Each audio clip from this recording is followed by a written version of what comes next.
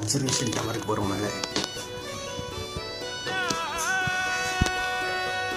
நம்ம ஈஜிப்டில் பார்த்தோம்னா observation tower, அதே மாதிரி கிரெம்ளின் டவர்.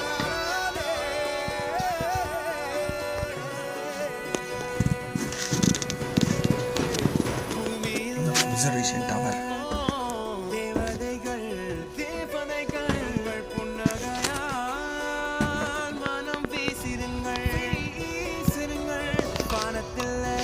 இந்த லேக்கு எவ்வளோ சுத்தமாக அழகாக இருக்கு பாருங்க. அவ்வளோ க்ளீனாக இருக்கு. எவ்வளோ தண்ணி இருக்கு பாருங்க. சூப்பராக இருக்கு.